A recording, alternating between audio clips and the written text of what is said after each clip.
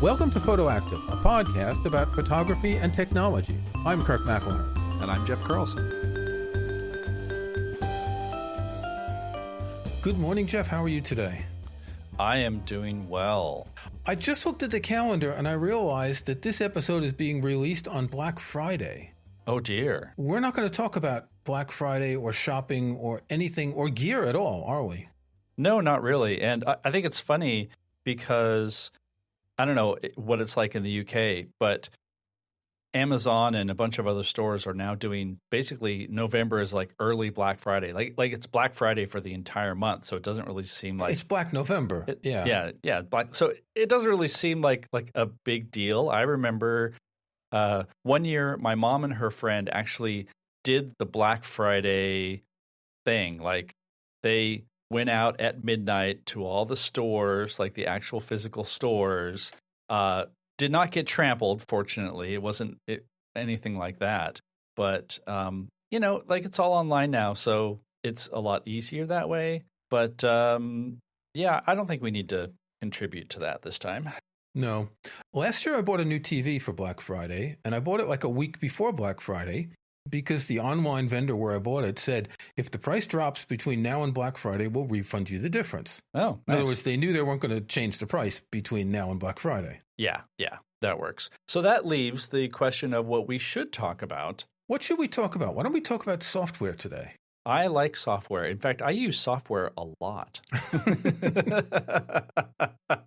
Well, we're using software now. We use software all the time. And in fact, it's very hard to do anything with photos without using software. You can still shoot film and work in a dark room, but you will even eventually scan it at some point because you're putting it on a website or you're sending images to people if you're selling photos to see what they look like. So you still have to scan your photos. Yeah, it's all software now. And especially if we're talking about, because sometimes we are Apple focused, and one of the things that has come about in the last few releases, Apple has been doing a lot more just sort of miscellaneous stuff with photos, like things that you can do with your photos, not necessarily taking photos, say with an iPhone, or even editing photos, but stuff you can do with your photos because, of course, the cameras in our pockets are also lenses onto all sorts of other things, not only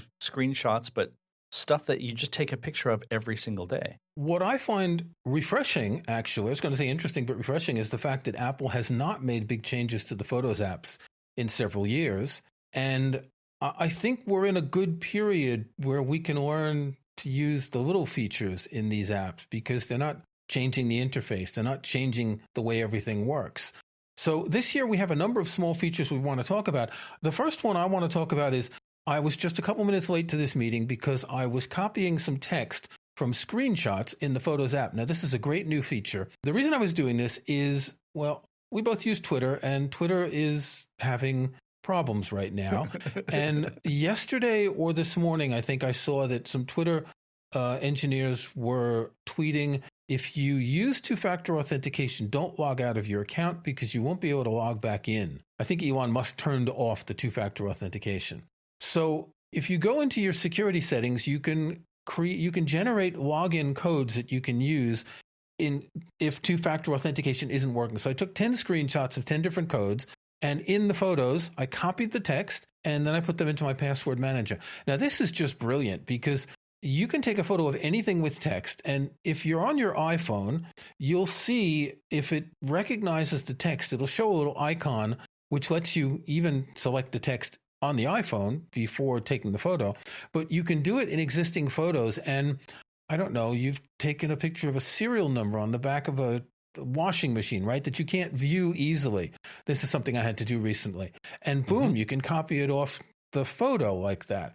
So this is a great feature for copying text from books. Take a photo of a page and copy text, copying serial numbers, copying Twitter codes, anything that has text. As long as the photo's sharp, Photos is really good about selecting the text and getting it right. Yeah, and this is something that I think many people might run into without realizing it because it's sort of a subtle thing. If you're using the Photos app on the Mac and let's say you wanted to, I don't know, drag an image out of the app onto your desktop. A few times, if there's text in it, what happens is I accidentally just select the text that's in the image that's, say, on like a sign on a hiking trail or something like that. And then you get a little confused because there's nothing that really shows, oh, here's some selectable text. It's just selectable. Now, as you said, on the iPhone, it has that little icon in the lower right corner that you tap, and that enables the selection of text.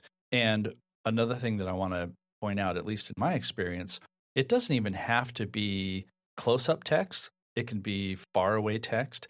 And it doesn't even have to be, say, left to right, aligned well, anything that you would expect if you were, say, doing a scan of something that you wanted to then copy and paste. I've had images that were rotated sideways because the orientation wasn't correct, or the surface of what I'm shooting is at an angle, and so there's some perspective issue there, and it grabs the text just fine. It's I hesitate to say this because it is almost like magic. It is.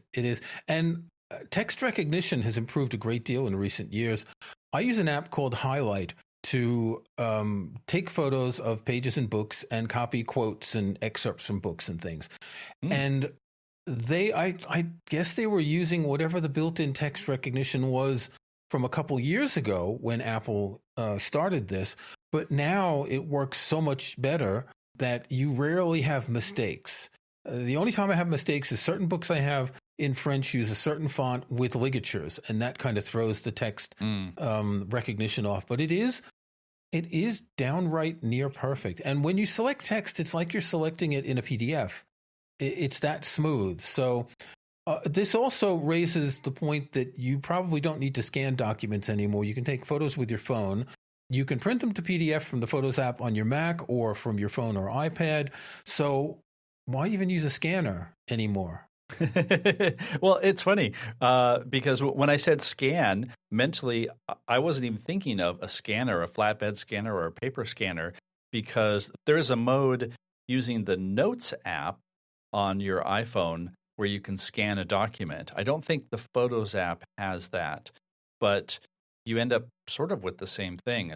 The scan document feature of the Notes app, which you can actually just press and hold the Notes icon and bring that up as an option, that will give you sort of a more formal sheet of paper, digital paper, that has all the text highlightable. A number of Mac apps allow you to do this from the file menu. You choose insert from iPhone or iPad. And this is actually using the continuity feature, which, did we talk about continuity camera yet, where you can use your iPhone as a camera on your laptop? It's an extension of this continuity feature, which has been around for a couple years, that lets you import graphics from an iPhone or an iPad into a document.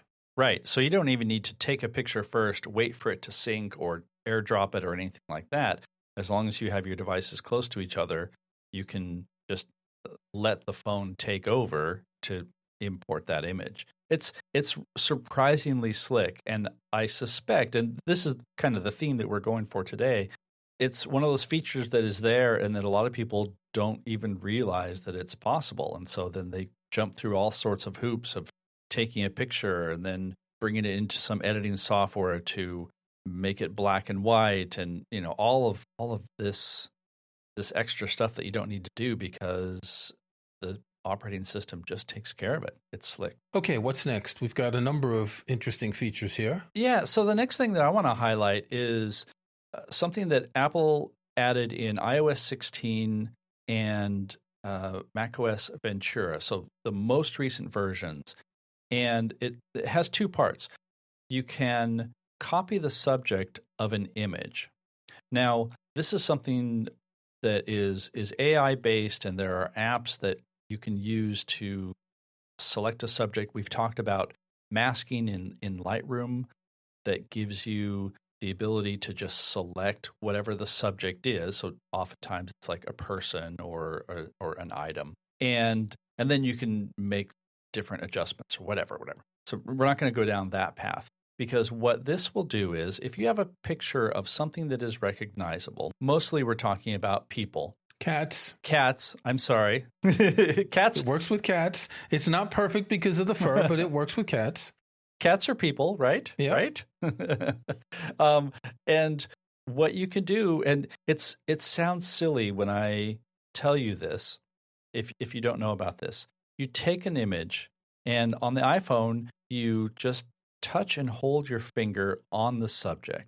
And this can be one person, this can be a group of people.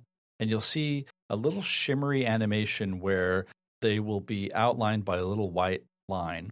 And that subject is now selected. And you can drag that to, say, another app, or when you let go, you can get the option to copy that. And it has done the masking, the selection. It does a really good job in, I would say, 75% of the time of making a good selection that you can then paste somewhere else.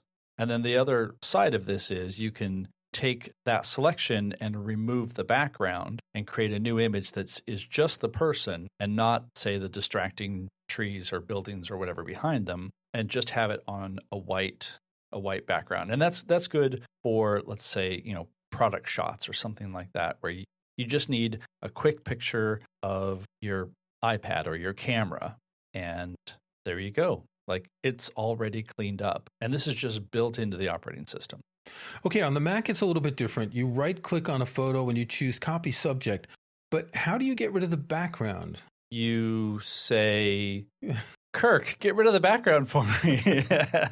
You would have to paste it into a new document. You can't even do that in Photos. You'd have to open Preview, for example. Okay, let me see. So, Copy Subject. In fact, I open Preview, New Document, and it's already selected. It's already showing my selection in the new document. But you can't get rid of the background in the Photos app.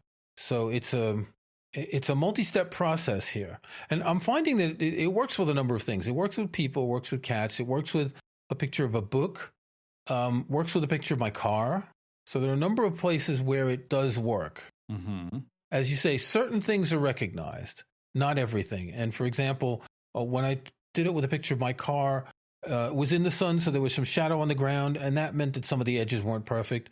But you're not doing this to get it perfect. You're doing this to get a quick selection of something. If you want perfect, you've got to go another route, like, Lightroom, Photoshop, fancy masking and magic brushes and all that sort of stuff. All right, so I'm testing this now, and it looks like I was wrong. You can't do the remove background as cleanly as that. So you have to send that to the Preview app or something that would let you insert the selected, the copied subject. So everybody rewind your brains to what I just said, because I thought for sure there was a remove background option. And I know that that's something that, say, Pixelmator does, and does it really well with just one click. But I thought that was in the Photos app, and I was wrong. So there we go. Yeah. Well, one thing I just tried is copying a picture of my two cats sitting near each other, copying the subject, and the Photos app was able to get both of the cats without the background. The background's just a simple carpet, so it's not very difficult to find it. What's interesting is when you look at a picture of a cat, you see the fur kind of sticking up, and it actually gets some of that sticking up fur. It's not like drawing a straight mask. Depending on the picture, it's doing a pretty good job. You know what? I'm going to save this photo of the two cats with no background, and we'll put it in the show notes so people can see. What I find curious about this feature is how often people are going to actually use it, because it's not something that I think comes up a lot where, I suddenly need to copy a subject out of this and maybe send it to someone in a text. It almost seems like Apple said, hey, we can do this. This technology is here, and it really shows off how well our subject recognition is. I don't see a whole lot of practical use for it. I haven't really used it a lot myself. But sometimes things can be there just because they're cool, or because they lead to something that's coming down the line. Right, that they're going to do something later, maybe changing the background, changing the sky, that sort of thing that we've seen in other apps. Yeah, yeah. Or I mean, this could be the foundation for a feature if they do the hypothetical AR, VR glasses, goggles, like all of that kind of stuff. As oftentimes you'll see things show up that are more important later. But it's cool, right? It's just cool. It is. For us, it's cool to see this, something that in the past would be like a meticulous drawing of masking around something to get a subject out from the background. Yeah. All right. So what's next? So the next one is look up. Certain things you can look up. Now, you see this in iOS, and you're going to... I guess I'm not prepared. I don't see how to do this on the Mac. In iOS, let's say if you take a picture of a flower and then you swipe up, you'll maybe see what flower it is. Is that it? Pretty much, yeah. So you swipe up, that gets you information about the image. And if there's something in the image, like a flower or an animal or something, you'll see a little icon in the middle. So if it's a flower or a leaf, you'll see like a little leaf icon. And that indicates that it is doing a little AI lookup to identify what that is. And it's super slick on the phone. And you're right that it's hard to tell. It does show up on the Mac if you bring up the info window. Okay, well, it doesn't work for cats on my phone. In fact, I'm not seeing it with anything on my phone. Wow. Flowers, I'm not seeing. I know I've seen it when the iOS 16 first came out. I was seeing it, but I can't find anything. It could just be that the photos I have... This is supposed to work with existing photos, not just new photos. So it should be...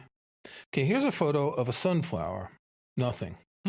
One thing that I'm not sure of, so the photo of the sunflower, did you take that with your iPhone, or is that taken with another camera? This was taken with my iPhone 13, the one I'm looking at. Okay.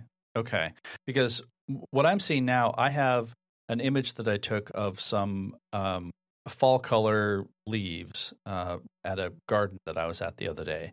And when I open that, so I have that image open in Photos on my Mac, and I go to Window Info, which brings up the little floating info panel, and I see a little icon in the middle, and I see that little leaf icon. And when I click that, it pops up a little information window, share sheet, I don't know what they want to call it, and it says maple plant.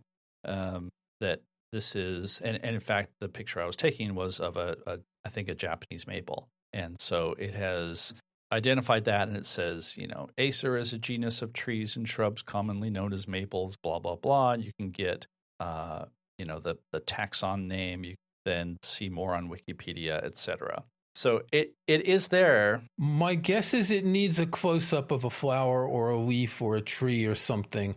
Well, my sunflower photo is a close-up, so it really should pick that up. But for whatever reason, it's not working. I know I've seen it on my iPhone a couple of times. Yeah. That I've used it to what is this flower? And I've used the camera app to find it out. Mm-hmm. But I'm not seeing it in the Photos app at all. Well, this is odd because, this very well could just be a bug that you're not seeing. There was something else that we were looking at earlier that I wasn't seeing that we'll get to in a minute. Yeah. There is that small possibility that there are bugs in the operating system. Small possibility there might be bugs. Well, here, I'm just going to show you a photo on my iPhone, this photo of a pumpkin from the field across from my house. Mm-hmm. It should be able to tell me that this is a pumpkin, right? I know that it's a pumpkin, but if I swipe up, it should say, hey, this is pumpkin, genus pumpkinus or whatever. It should. And it doesn't say anything. A pumpkin's pretty easy to identify. Yeah. Maybe it just doesn't like you. It could be. That's not the right answer. It could be. Yeah. Well, let's move on and talk about the thing that wasn't working for you, because I find this really clever. There are albums in the Photos app that can be password protected. One is the recently deleted album. So when you delete a photo, it goes to the recently deleted album and it stays in there. I believe it's 40 days. If you don't delete your photos, it will delete the oldest ones after, it looks like 30 days now. So by default, that's password protected. You can change this in the general settings of the Photos app. But the other album, which is new, is the hidden album, and that is password protected as well. So if you want to hide a photo, you right click on a photo and you choose hide photo. Pretty simple to do that. It will create a hidden album. Now, you weren't able to see that hidden album on your Mac, yet after you hid a photo on your Mac, you saw the hidden album on your iPhone. Exactly. And actually, I think the feature for hiding photos and having the hidden album, that's been around for a while. But okay, the ability to lock it or to have it locked and then unlock it by Face ID or Touch ID or whatever, I think that's the new part. And I'm guessing that's just to prevent people from snooping around your images. If you have, like, let's say, a phone that you frequently hand to somebody, or you have an account that maybe someone else has access to on your computer. But yeah, on my computer, for whatever reason, and I restarted photos several times. I didn't restart my machine. The hidden album just doesn't show up. Okay. So before we started this episode, we didn't think we'd have enough to fill up the episode. We're already at more than nearly 25 minutes here. Is there anything else that's new that we need to talk about? I think we've covered the main features. I think we have. I mean, these are things that are there that maybe people just haven't run into. One last thing that I wanted to talk about, or at least to point to, that is new, that is cool, is that you can have your Photos app scan for duplicates in your library. Right. And that can be very useful. Now, it's not just going to go through and delete anything that it thinks is a duplicate, because that would be terrible. But the way they've implemented this, if you're on your Mac and you're looking at the Photos app, it's now its own category. So you have under the Photos heading, you have your library and memories and people, etc. And now there's just a new, I guess it's kind of like a smart album called Duplicates. And it will show you things that it thinks are duplicates. And this comes up a lot for me. Say if I have, like, for example, I have an image that I shot with my iPhone, and I shot it as a raw image, and then I exported it as a JPEG somewhere else, and that ended up back in my library. And so it's the same image, but one is marked as a DNG and the other one is a JPEG with a really long, photos assigned number of letters. It's the same image. And so that lets me either select one and delete it, or you can say merge two items and they come together in some way. But it's a good way of just being able to go through. You'll have to do some work and actually confirm that these are duplicates.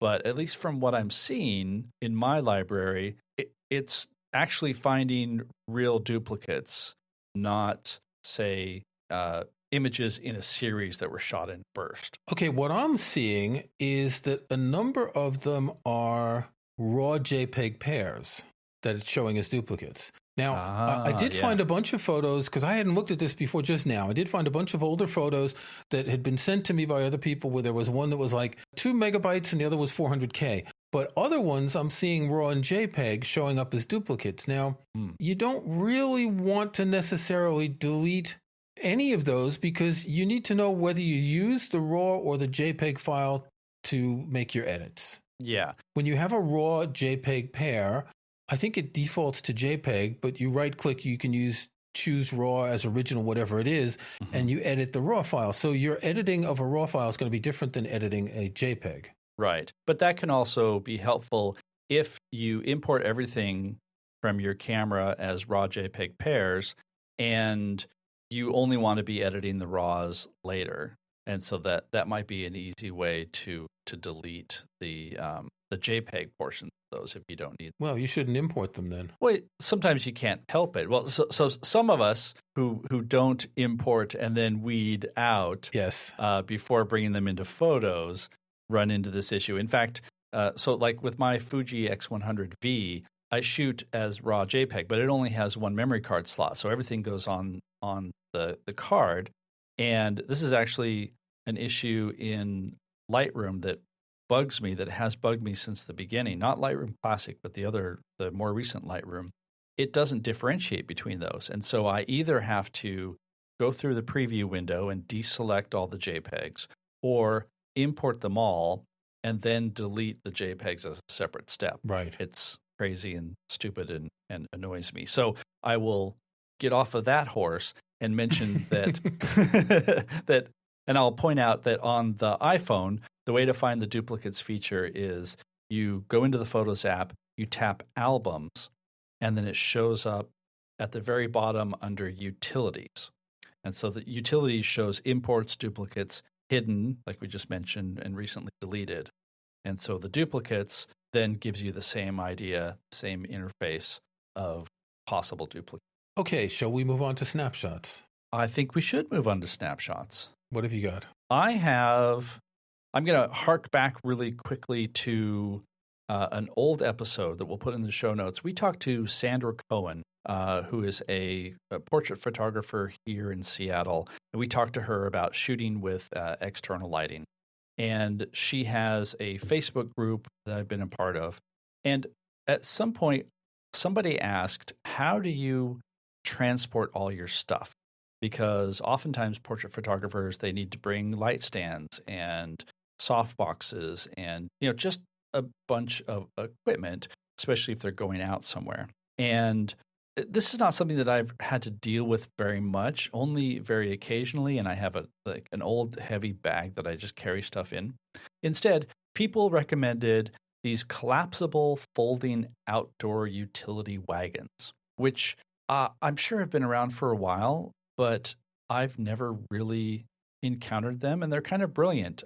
They're also called garden carts. And basically, you have this collapsible frame and a rough fabric bin. I guess bin's the wrong word in the UK, but a middle section that you then put all your stuff in, and you can just wheel your gear wherever you need. And then when you're done, you put it in your car, and this thing collapses into a fairly compact, flat assembly there. They range in price from, say, $80 to $100, depending on which one you get. They seem to be all generally good. It's Amazon. There are a whole bunch of different manufacturers. But if you are someone who has to carry your photo gear and it's stuff that's larger than a backpack, this is the way to do it. Okay, I'm looking up garden carts, and I get gardening trolleys, which look like those little red wagons we had when we were kids. Well, except they're green. It's basically that idea, just with a clever collapsible frame. Okay. Yeah. People who do this for a living swear by them, so I'm gonna take their recommendation. What do you have this week? You mentioned a TV series before we started recording. What was it called? The Bear. The Bear, about a restaurant in Chicago. And I haven't seen it, but it reminded me of a film that I did see maybe a year and a half ago. And the reason I'm picking this as a snapshot is the way the film was made. It's called Boiling Point. It stars Stephen Graham. It's about someone in a fancy restaurant, and it's just shy of 90 minutes, and it's one single shot. Now, we talk about still photography. We don't talk about video, but anyone who does any video at all knows how difficult that is. On top of that, apparently, they were planning to record 8 takes of the film and then choose the best. They were only able to record 4 because they were recording this in, I think, March 2020, just before lockdown. So the day before lockdown, they had just finished the 4th take, which is the one they used, and they released it like that. Now, what's fascinating is it's very hard to do one take. If you know Alfred Hitchcock's movie Rope, which is a stage play where it looks like one take, but basically there's 2 cameras side by side, so they would switch when the camera ran out of film. You can film something in the theater with a single camera. It's entirely possible. But to do it in a movie, in particular with a Steadicam, moving around from outside the restaurant to inside the restaurant to back rooms is extremely difficult. The choreography is impressive.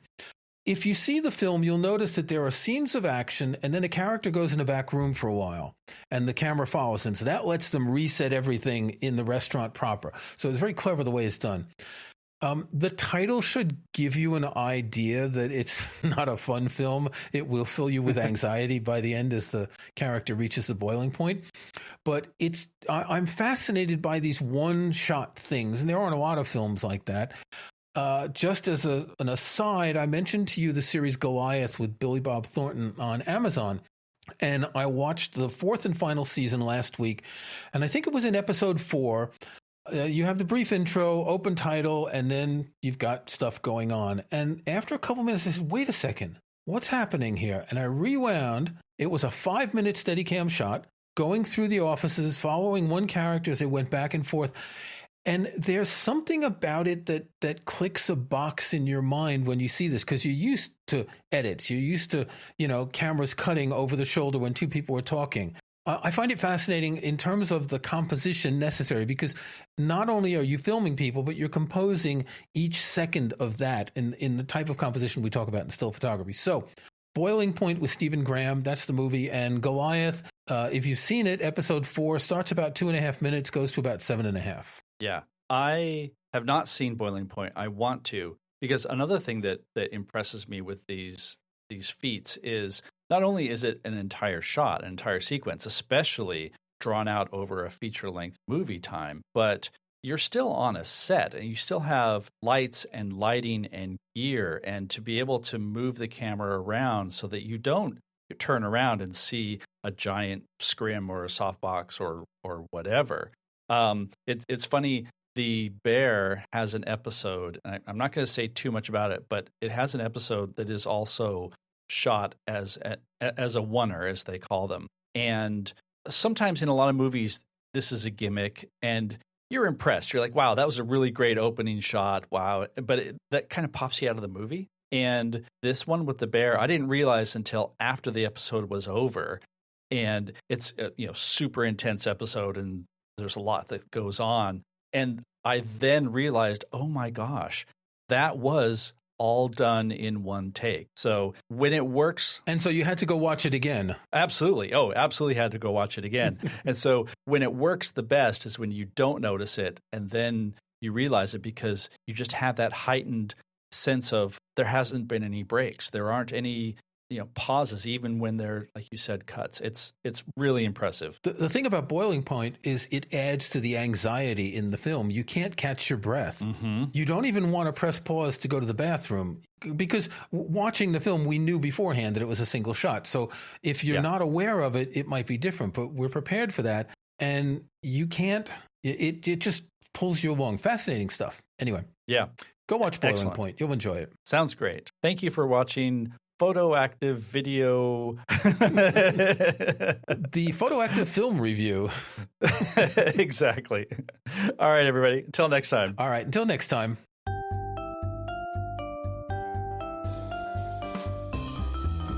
Thanks for listening to Photoactive. You can find show notes, including any photos we discuss in this episode, at photoactive.co. That's photoactive.co. We couldn't afford the M. You can join our Facebook group at facebook.com/groups/photoactivecast. That's photoactivecast in one word. You can subscribe to Photoactive in your favorite podcast app or on Apple Podcasts. See the links on our website. And think about leaving us a rating or review in iTunes or in your podcast app.